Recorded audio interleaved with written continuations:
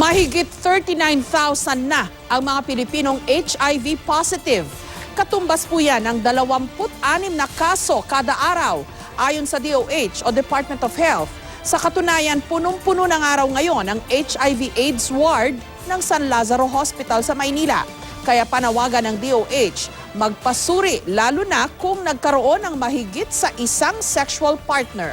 May report si Marisol Abduraman. Indikasyon daw ang mga nadiskubring kontaminadong blood donations ng malalang problema ng pagkalat ng HIV sa Pilipinas. 550 blood units ang nagpositibo sa HIV noong Disyembre, 7 naman nitong Enero lang. Sabi ng Health Department, lumalabas na may mga blood donor na hindi alam na may HIV sila o mas malala, alam nila ito pero sadyang hindi idineklara. Yun ang malungkot na katotohanan.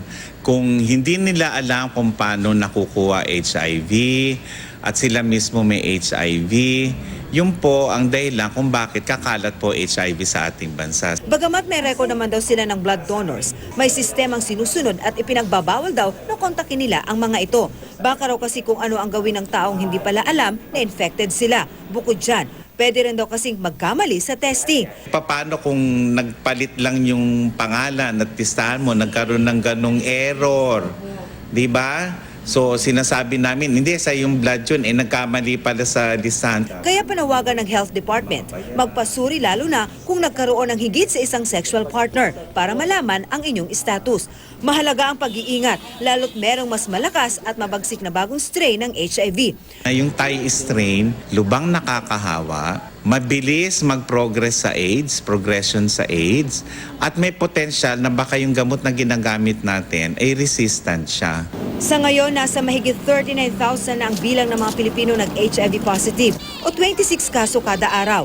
Sa katunayan, punong-puno ng araw ngayon ang HIV/AIDS ward ng San Lazaro. Nagagaya na tayo sa Estados Unidos noong dekada 80 kung saan marami sa kanila ang payat na payat, ang daming mga infeksyon, maglalabasan yung cancer. Pero aminado ang DOH, posibleng mas malaki pa ang bilang dahil may mga unreported cases pa o yung mga hindi nagpasuri at nagpagamot. Marisol Abduraman, GMA News.